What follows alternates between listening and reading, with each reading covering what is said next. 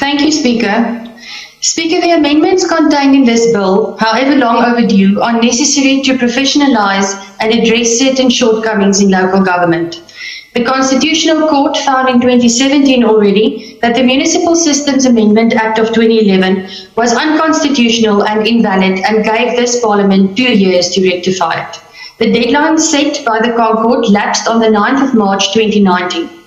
Nobody in this House can with a clear conscience state that local government has not completely failed.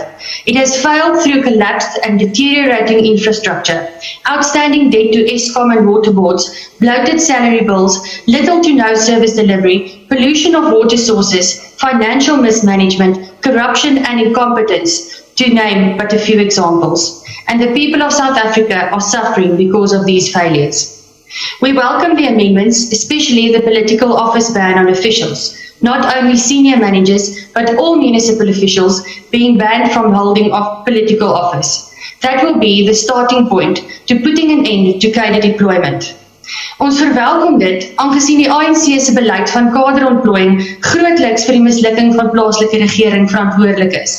Persone word aangestel in posisies op grond van hulle politieke bande en affiliasies en nie op grond van vaardigheid, kennis en bewese ondervinding en kundigheid nie. The FF+ supports this amendment bill, but Speaker, it must be noted that no amount of legislation will rectify the current degree of mismanagement and collapse of local government. We already have good legislation in place, especially in terms of municipal finance management, probably the best in the world. But the implementation and compliance with this legislation is the problem. As daar nie gevolge vir die oortreding van wetgewing en regulasies is nie, sal hierdie wetgewing nie help nie. If local government and local councils do not enforce legislation and act decisively against transgressors, it will not help at all. What is still lacking are clear regulations that prevent municipal officials who have been dismissed from one municipality merely being appointed at another. I think you call it redeployment. It should have been and is obvious to everyone, except it seems to the ANC, that municipal officials should not be involved in political office, should not be cadres, and should be appointed on the basis of merit and not their ties to the ruling party. Maar nou het ons wetgewing nodig, omdat die ANC se baantjies vir boeties besterker is as enige logika en belangriker is as die belange van die mense van Suid-Afrika.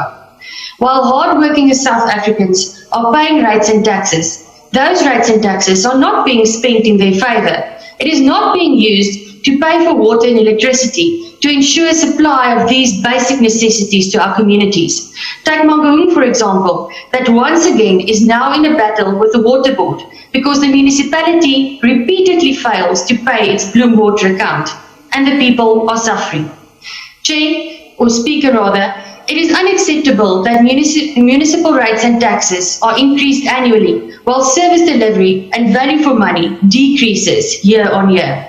We need a new dispensation, a new model for local government, with smaller municipalities who can deliver services, where there are competent officials and the political will to deliver value for money. Honourable Speaker, let me summarise this in a clear way. If I go to McDonald's, where President Ramaphosa has or had shares, who knows, and I pay for a Big Mac, but I don't receive the Big Mac that I paid for, I will not pay for it again. Keep that in mind if you choose to continue down this path. I thank you.